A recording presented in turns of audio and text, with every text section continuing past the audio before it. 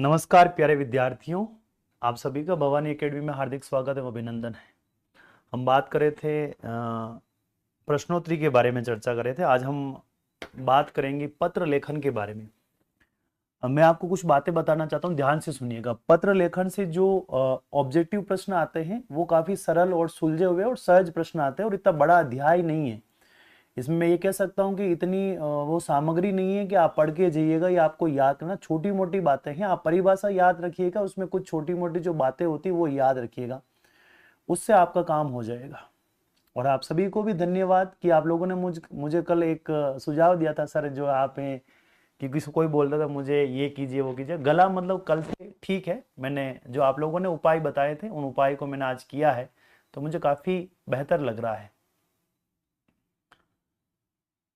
ठीक है, तो पत्र लेखन में आपको मैं जितनी बातें अभी बता रहा हूं प्रश्न के माध्यम से उतना ध्यान रखना है आपका। मतलब मैं आज बोल रहा हूं कि आप जिस परीक्षा में बैठोगे ये यही प्रश्न घूम फिर के आएंगे, बस आपको ध्यान रखना है। ठीक है, शुरू करें। तो आप सभी एक बार अपने साथियों के साथ इस कक्षा को शेयर कर दीजिएगा और बाकी बातें हम अब करने वाले हैं। देखिएगा, आज का जो पहला प्रश्न है उसको पढ़ते हैं कि किसको क्या कहेंगे। बहुत सरल, सीधे सीधे परिभाषा तो आनी चाहिए आपको। जो पत्र अनेक विभागों, व्यक्तियों या शाखाओं को भेजा जाता है उसे क्या कहा जाता है? अर्धशासकीय पत्र कहा जाता है, विज्ञप्ति कहा जाता है, परिपत्र कहा जाता है या अधिसूचना कहा जाता है? क्या कहा जाता है ये बताइएगा। तो सबसे पहले याद रखिएगा कि जो पत्र अनेक विभागों या व्यक्तियों को भेजा जाता है उसे हम परिपत्र कहते हैं। क्या कहते हैं? परिपत्र। अब परिपत्र के बारे में सुन लीजिएगा, ये एकमात्र ऐसा पत्र है कि एक साथ अनेक लोगों को भेजा जा सकता है, अनेक विभागों को भेजा जा सकता है, अनेक जो है ऑफिस में भेजा जा सकता है। आपसे परीक्षा में गुमराह करने के लिए अलग अलग प्रकार के, भांति भांति प्रकार के जो है प्रश्न पूछा जाएगा।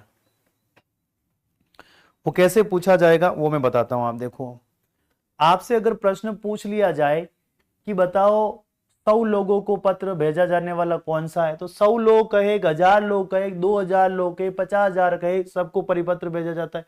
जो पत्र अनेक विभाग, व्यक्तियों या शाखाओं को भेजा जाएगा उसको आपको परिपत्र कहना है। विकल्प आपका सी सही होगा। अगला प्रश्न आपके समक्ष लीजिएगा। सरकारी प्रतिष्ठानों द्वारा सामान आपूर्ति या निर्माण आदि कार्यों हेतु इनमें से कौन सा पत्र समाचार पत्रों को में प्रकाशित करना जरूरी है? इसमें से मुझे बताइए। निविदा, ज्ञापन, अधिसूचना, परिपत्र। आप देखिएगा, आप जैसे ही अखबार पढ़ते हैं, अखबार पढ़ते समय आप लोग देखते हैं कि एक बहुत बड़ी जो है अखबार के चौथे पांचवें पेज पे एक देखोगे छोटे छोटे कॉलम में एक आती है जिसके अंदर लिखा होता है निविदा। क्या लिखा होता है? निविदा। निविदा जो है वो सरकार के द्वारा जारी की जाती है और सरकार जो है ये किसी एक व्यक्ति को पर्टिकुलर जारी नहीं करती है, सामूहिक रूप से जारी करती है और इसका अखबार में प्रकाशन होना जरूरी है, अन्यथा ये निविदा नहीं मानी जाएगी। उसमें तिथि होती है, कितने समय के लिए जारी की जा रही वो समय होता है, क्या बेचा जा रहा है, क्या खरीदा जा रहा है, इन सभी चीजों की उसमें जानकारी होती है। लोग उसको पढ़ते हैं, उनको काम करना होता है, वो इच्छुक होते हैं तो फॉर्म भर देते हैं और जब जिसकी किस्मत में होती है वो निविदा उसके खुल जाती हैं और वो उसमें काम करते हैं। सड़क बनाते हैं तो सड़क बनाने के लिए निविदा खोलनी पड़ेगी आपको, तो इसका अखबार में प्रकाशन देना अनिवार्य है, तारीख देना अनिवार्य, सारी बातें होती हैं। तो सरकारी प्रतिष्ठानों द्वारा सामान की आपूर्ति है, सामान का निर्माण करना है, सामान को बेचना है, नीलामी करवानी, इसके लिए समाचार पत्रों में प्रकाशित करवाया जाता है। किसको? निविदा को। अंग्रेजी में इसको बोलते हैं टेंडर। क्या बोलते हैं? टेंडर। ठीक है, अब बढ़ो आगे आप। सचिवालय को लिखे जाने वाले पत्र में किस पुरुष का प्रयोग किया जाता है? अब आपसे यह प्रश्न बार बार पूछा जाएगा, हमारे सरकारी जितने भी पत्र हैं वो किस पुरुष शैली में लिखे जाते हैं, याद रखना है। तो याद रखना, सरकारी, समस्त सरकारी पत्र, समस्त सरकारी पत्र अन्य पुरुष शैली में लिखे जाते हैं। अन्य पुरुष शैली में लिखे जाते हैं, अन्य पुरुष शैली में लिखे जाते हैं, याद रखना। पर नोट करके ये भी ध्यान रखो आप साथ साथ में, कौन सा पत्र है जो उत्तम पुरुष शैली में लिखा जाएगा। तो याद रखना हमेशा अर्धशासकीय पत्र, कौन सा, अर्धशासकीय पत्र हमेशा, अर्धशासकीय पत्र हमेशा उत्तम शैली में लिखा जाता है, उत्तम शैली में लिखा जाता है। तो अर्थशास्त्र के पत्र हमेशा उत्तम शैली में लिखा जाता है, लिखा जाता है। इस बात का हमेशा ध्यान रखेंगे हम अच्छे से, तो आपको ये बात ध्यान रखना है। तो समस्त सरकारी पत्र जो है आपके अन्य पुरुष शैली में लिखे जाएंगे, किंतु याद रखेंगे हम हमेशा कि जो हमारा अर्धशासकीय पत्र है उसको अर्ध सरकारी कहो, अर्धशासकीय कहो, वो हमारा हमेशा उत्तम शैली में लिखा जाएगा, निज भाषा में। ठीक है, जिसको आप अंग्रेजी में बोलते हैं डेमी ऑफिशियल लेटर। क्या बोलते हैं? Demi official, DO. हाँ, मैं आपको आज सूचना दे दूंगा सेकंड ग्रेड की, आपको प्रातः काल आपको पूरी सूचना मिल जाएगी, कब कब कौन सी क्लास होगी, 4 से 5 क्लास होगी, निश्चिंत रहेगा। ठीक है, तो आपका सही उत्तर होगा यहाँ पर सचिवालय को लिखा जाने वाला सरकारी पत्र होगा, वो आपका होगा अन्य पुरुष शैली का। कैसा प्रश्न होगा? अन्य पुरुष शैली में लिखा जाएगा। देखिएगा आप, किस प्रकार का पत्र एक अधिकारी दूसरे अधिकारी को लिखता है? कार्यालय, सामाजिक, प्रस्ताव, अर्थशास्त्री। अपने मतलब कहने का मतलब थोड़ा सा इसमें प्रश्न को अच्छे से और पूछना था, फिर भी एक अधिकारी अपने समकक्ष अधिकारी को जो पत्र लिखता है उसे हम कहते हैं अर्धशासकीय पत्र। तो अब आप लोग थोड़ा सा इस अर्धशासकीय पत्र को पढ़ लो आप, बस आपकी परीक्षा का काम हो जाएगा। इसमें जो आती है ना बातें उसको पढ़ लो आप, इसको अर्धशासकीय कहो या अर्ध सरकारी कहो, अर्धशासकीय या अर्ध सरकारी पत्र, कुछ भी कह लीजिएगा, अर्ध सरकारी पत्र। ठीक है, इसको जानने का थोड़ा सा प्रयास करते हैं कि क्या है क्या नहीं है। इसके बारे में मैं सारे बिंदु लिखूंगा, यहां ध्यान दीजिएगा। पहला बिंदु, अर्धशासकीय पत्र या अर्ध सरकारी पत्र कौन किसको लिख सकता है? ऐसा थोड़ी हर कोई लिख दे, नहीं। पहली बात तो ये पत्र का प्रकार कैसा है, औपचारिक है या अनौपचारिक? तो याद रखना ये अनौपचारिक पत्र है। कैसा पत्र है? यह अनौपचारिक पत्र होता है, इसकी बहुत बड़ी विशेषता है, अनौपचारिक पत्र है ये। दूसरा, एक अधिकारी अपने समकक्ष अधिकारी को लिखता है, एक अधिकारी अपने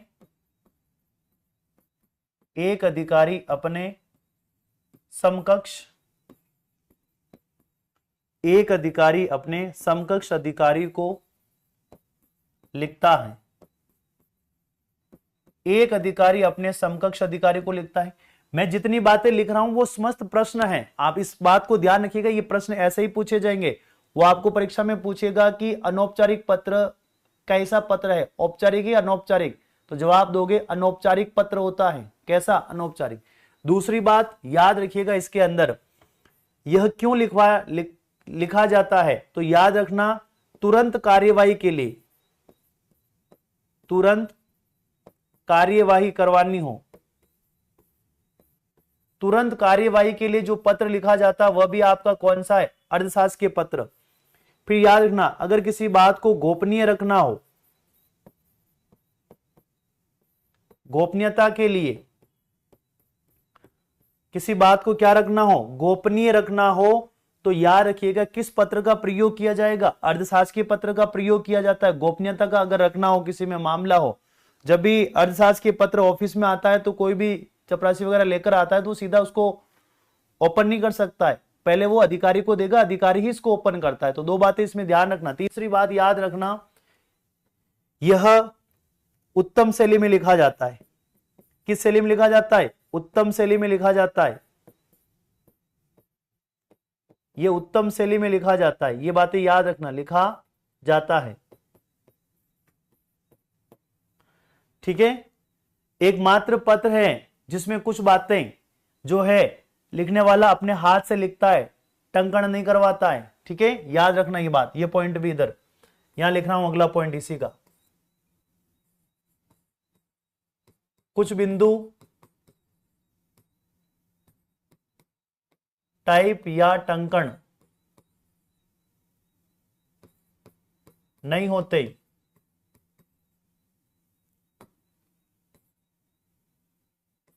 अर्थात हाथ से लिखे जाते, हाथ से लिखे जाते। क्या लिखे जाते? जैसे शुभकामना शब्द, शुभकामना ऐसे शब्द। ये बातें आप लोगों को याद रखनी है अर्थशास्त्र की। अंग्रेजी में इसको कहते हैं डीओ, डेमी ऑफिशियल लेटर।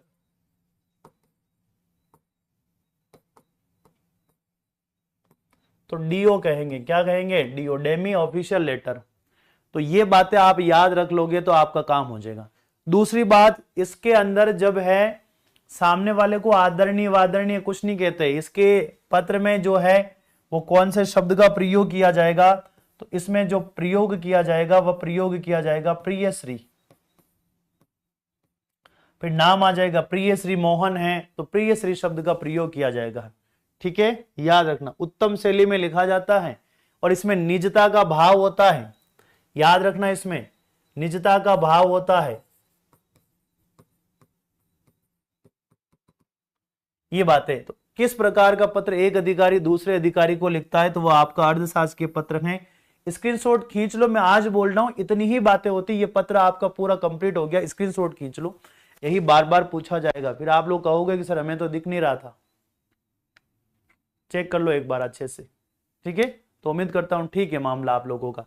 अब बढ़ता हूं आगे की ओर, चलिएगा। हाँ, निजता मतलब सही बोला मैंने। आगे देखो आप, शासन के राजपत्र में जो सूचना प्रकाशित की जाती है उसे क्या कहते हैं? तो शासन के राजपत्र में मतलब गजट में प्रकाशित होना। राजपत्र का मतलब परीक्षा में आ सकता है यहां गजट, कि शासन के राजपत्र में जो सूचना प्रकाशित की जाती है उसे क्या कहते हैं? तो ऐसी सूचना जो है वो आपको अधिसूचना के रूप में कहेंगे। क्या कहेंगे? अधिसूचना। अधिसूचना की पालना करना अनिवार्य होता है। कल अधिसूचना मिल जाए कि आपका घर खाली करना है इस सड़क के किनारे, तो आपको खाली करना है। ये अधिसूचना। आप ऐसा नहीं सोचेंगे कि मैं कल करूंगा परसों नहीं, आपको सूचना मिल गई मतलब खाली कीजिएगा। अब देखिएगा अगले ये पत्र जो है वो आगे आते रहेंगे, मैं वही डिस्कस करूंगा। किसी महत्वपूर्ण विषय अथवा जनसाधारण के हित में किसी आदेश प्रस्ताव की सार्वजनिक सूचना को क्या कहते हैं? इसमें से बताइए मुझे, जल्दी से बताइए मुझे। सरल प्रश्न है ये तो। किसी महत्वपूर्ण विषय अथवा जनसाधारण के हित में किसी आदेश प्रस्ताव की सार्वजनिक सूचना को क्या कहते हैं? अरे भाई आप पढ़ते हैं, वो प्रेस विज्ञप्ति होती है। क्या होती है? प्रेस विज्ञप्ति के अंदर आप देखोगे सूचना होती है, सबके लिए होती है। ठीक है, बी नहीं, अधिकृत पत्र थोड़ी होता, प्रेस विज्ञप्ति होता है। एक ही पत्र जब एक साथ कई प्रेषितियों को भेजा जाता है उसे क्या कहते हैं? जब एक ही पत्र अनेक हजारों करोड़ों अरबों खरबों लोगों को भेजा जाए तो वह पत्र कहलाता है परिपत्र। क्या कहलाता है? परिपत्र। कार्यालय पत्रों की भाषा कैसी होनी चाहिए? कार्यालय पत्रों की भाषा जो है वो सरल होनी चाहिए। कैसी होनी चाहिए? सरल होनी चाहिए, जो सबको समझ में आ जाए, ऐसी भाषा होनी चाहिए। अब बढ़े आगे। किसी सरकारी पत्र का उत्तर प्राप्त होने में देरी हो जाए तो पुनः याद दिलाने के लिए जो पत्र लिखा जाता है उसे क्या कहते हैं? थोड़ा सा समझिएगा। जैसे एक अधिकारी ने किसी अधिकारी को पत्र लिखा है और जिस तरह का पत्र उन्होंने लिखा है, अगर हम बात करें वो पत्र लिखने के बाद आप सोचिएगा अगर उसका उत्तर नहीं मिल रहा है, क्या बोल रहा हूं, यदि उसका उत्तर जो है नहीं मिल रहा है और वो भूल गए हैं, तो पहले लिखे हुए पत्र को याद दिलाने के लिए जब दूसरा अन्य पत्र लिखा जाता है तो ऐसे पत्रों को हिंदी में कहते हैं क्या? अनुस्मारक या रिमाइंडर लेटर। अंग्रेजी में कहेंगे अनुस्मारक, हिंदी में अंग्रेजी में कहेंगे रिमाइंडर, और हिंदी में ऐसे पत्र को कहते हैं अनुस्मारक। अनुस्मारक का अर्थ होता है याद दिलाना। क्या कहते हैं? अनुस्मारक या स्मरण पत्र कहते हैं। अनुस्मारक का अर्थ होता है याद दिलाना। क्या दिलाना? याद दिलाना। पूर्व में लिखे गए पत्र को याद दिलाने के लिए जब पुनः पत्र लिखा जाता है तो उसे कहते हैं। तो याद रखना, तो किसी सरकारी पत्र का उत्तर प्राप्त होने में देरी हो जाए तो पुनः याद दिलाने के लिए जो पत्र लिखा जाता है उसे कहते हैं अनुस्मारक। अंग्रेजी में कहेंगे रिमाइंडर लेटर। क्या कहेंगे? Reminder letter. नवा देखो क्या है, नवा कार्यालय पत्रों की भाषा कैसी होनी चाहिए? सरल होनी चाहिए, सरल होनी चाहिए ना, सही है ये तो, कोई दिक्कत नहीं है ना, अरे सही है, करेक्ट है। आगे बढ़ो। अपने मोहल्ले में सफाई के लिए अधिकारी को लिखे जाने वाले संबोधन का रूप क्या होगा? अब संबोधन, आप संबोधन का मतलब होता है सामने वाले को संबोधित करना। किस पत्र में कैसा लिखा जाएगा? आप मुख्यमंत्री को लिख रहे हो तो मुख्यमंत्री का नाम, प्रधानमंत्री को लिख रहे हो तो प्रधानमंत्री का नाम, आप मोहल्ले में किसी को लिख रहे हो तो मोहल्ले में लिखने वाले का नाम। अब देखो आप, तो अपने मोहल्ले में सफाई के लिए अधिकारी को लिखे जाने वाले संबोधन का रूप जो है, अपने मोहल्ले के लिए, मोहल्ले में राष्ट्रपति तो आने से रहा, मुख्यमंत्री भी आने से रहा, प्रधानमंत्री भी आने से रहा, तो नगर पालिका अध्यक्ष ही होगा मोहल्ले का। तो विकल्प आपका सही होगा, कौन सा? डी विकल्प सही हो जाएगा। अगला प्रश्न आपके समक्ष, अर्थशास्त्र के पत्र में अधिकारी को संबोधित करने की शैली क्या है? वो भी मैंने लिखवा दिया कि अर्थशास्त्र के पत्र में अधिकारी को संबोधित करने की जो शैली है, क्या इसमें मान्यवर आएगा, प्रिय श्री रमेश आएगा, या महोदय आएगा, या सेवा में निदेशक? तो इसमें आ जाएगा प्रिय श्री। क्या आएगा? प्रिय श्री। इस बात को ध्यान रखना, ठीक है।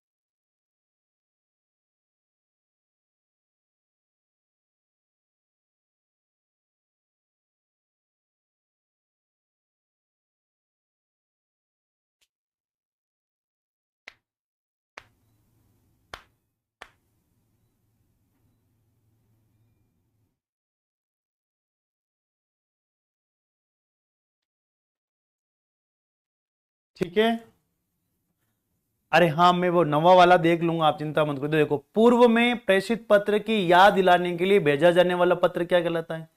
पूर्व में प्रेषित भेजा गया पत्र को याद दिलाने के लिए जब और पत्र भेजा जाता है तो उसे कहते हैं अनुस्मारक पत्र। क्या कहते हैं? अनुस्मारक पत्र कहते हैं। अगला देखो आप, किसी पद पर नियुक्ति प्राप्त हेतु तो लिखे गए प्रारूप पत्र को बताइए। किसी पद के लिए नियुक्ति चाहते हो आप तो परिपत्र थोड़ी लिखोगे, प्रार्थना पत्र भी नहीं लिखोगे, कार्यालय आदेश या आवेदन पत्र, आपको आवेदन पत्र करना पड़ेगा। तो किसी पद पर नियुक्ति प्राप्त करने के लिए आपको आवेदन करना पड़ेगा उस पद के लिए, तो 4 नंबर सही होगा। निविदा सूचना का उद्देश्य क्या होता है? सामान की आपूर्ति करवाना, सामान की नीलामी करवाना, या निर्माण कार्य करवाना, उक्त सभी काम है।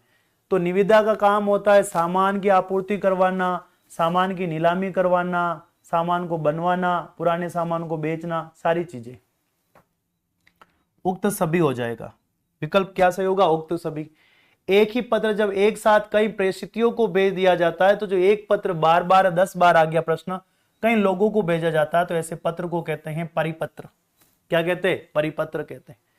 कार्यालय पत्र का मसौदा लिखते हुए सबसे पहले किसका उल्लेख किया जाता है? पत्र क्रमांक का, अधिकारी की कुशलता का, अपनी समस्या का, अपने स्थान का। तो ऊपर ही ऊपर तो सरकार का नाम और स्थान आता है, मध्य में तो अपने स्थान का उल्लेख किया जाता है सबसे पहले।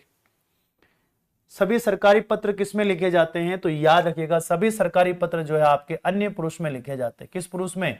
अन्य पुरुष में। एक अर्धशासकीय पत्र है जो याद रखना, शासन के राजपत्र में सूचना प्रकाशित की जाती उसे क्या कहते हैं? शासन के राजपत्र में जो सूचना प्रकाशित की जाती उसे क्या कहते हैं? या बहुत अच्छे से और बखूबी जानते हो, शासन के राजपत्र में जो सूचना प्रकाशित की जाती है उसे हम अधिसूचना कहते हैं, और इसको मानना हम कानून बाध्यकारी होते हैं। प्राय किसी पत्र के भेजने के 6 सप्ताह बाद पश्चात कौन सा पत्र भेजा जाता है?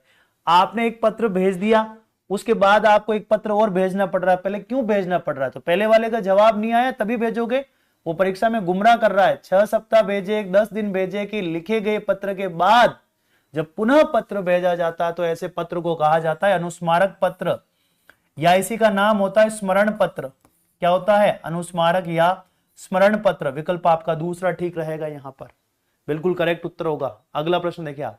अब आपको प्रश्न संख्या 9 में दिक्कत है, मैं उसका उत्तर चेंज करूंगा, बाकी मेरा उत्तर बिल्कुल सही है, आप इसकी चिंता ना करें। मैं बता देता हूं, हाँ बिल्कुल सही है, मैं आपको लिखकर बता देता हूं। कार्यालय पत्रों की भाषा कैसी होनी चाहिए? तो कार्यालय पत्रों की भाषा जो है वह सरल होनी चाहिए। कैसी भाषा? सरल, औपचारिक,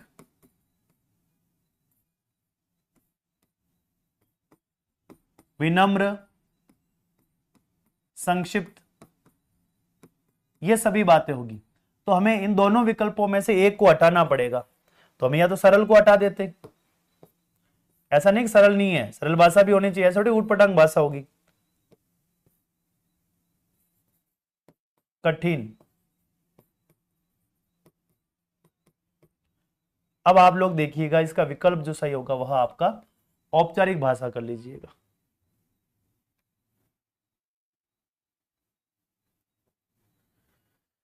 चलिएगा, तो ये जो बात है कार्यालय पत्रों की भाषा कैसी होनी चाहिए, औपचारिक भाषा होनी चाहिए, विकल्प आपका ठीक है। चलिएगा, तो आप लोगों के सामने आज के समस्त प्रश्न मैंने करवा दिए, ये याद रखिएगा। आज क्लास छोटी रहेगी ताकि थोड़ा सा मेरे गले को भी रेस्ट मिल जाएगा, ठीक हो जाएगा। और अब हम बात करेंगे, अब आप लोग सुन लीजिएगा, आपके लिए आवश्यक सूचना है। अब सूचना ये है कि अगली क्लास में लूंगा सेकेंड ग्रेड के लिए हिंदी की क्लास लूंगा। सेकेंड ग्रेड की हिंदी की जो क्लास है वो संपूर्ण व्याकरण को कवर करेगी, और उसमें बहुत मतलब कह सकते हैं उच्च स्तर के प्रश्न होंगे, टफ होंगे प्रश्न। आप सभी चाहते हैं तो उसको ज्वाइन कर सकते हैं। आप किसी भी परीक्षा की तैयारी कर रहे हैं, आपका सिलेबस उसमें आएगा, लगभग सारे टॉपिक होंगे, ठीक है, तो आप ज्वाइन कर सकते हैं। अब मैं आपको कह देता हूं, फोर्थ ग्रेड की जो क्लास है वो एक थ्योरी की क्लास कराऊंगा मैं, एक दिन पूरा दिन, जिसमें पूरा थ्योरी कवर हो जाएगा, शॉर्ट शॉर्ट में आपको जो टॉपिक प्रश्न आते हैं परीक्षा में वो, और फिर उसके बाद हम एक एमसीक्यू की क्लास लेकर आएंगे। अभी मैं आगे जो है 2 से 3 दिन जो है सेकंड ग्रेड वालों की क्लास लूंगा। सेकंड ग्रेड वालों के जो है परीक्षा है तो उनको एक बार पढ़ाने दीजिएगा, तब तक आप धैर्य रखिएगा, आप भी वो क्लास देख सकते हैं, आपके लिए भी उपयोगी है, ठीक है। तो आज की क्लास हमारी इतनी रहेगी। आज थोड़ा सा गला ठीक लग रहा है मुझे, तो थोड़ा सा ठीक हो जाएगा। आपने जैसा बोला वैसा मैंने वो दवाई जो है मैंने ठीक कर दी, ठीक है। और दूसरी बात, आप सभी को वीडियो अच्छा लगा हो, अधिक से अधिक इसको शेयर कीजिएगा, लाइक कीजिएगा, और यदि आप चैनल पर नए हैं तो चैनल को सब्सक्राइब करना भूलिएगा नहीं। आप वीडियो तो देख लेते हैं पर चैनल को सब्सक्राइब नहीं करते हैं, तो सब्सक्राइब भी करना है। और वीडियो अच्छा लगता है ताकि दूसरे बच्चे भी देखें तो एक लाइक भी बनता है, लाइक भी कीजिएगा। और अगली क्लास के लिए हमें आपसे प्रेरणा मिले तो एक सकारात्मक कमेंट जरूर कीजिएगा। इसी के साथ धन्यवाद। जय हिंद, जय भारत।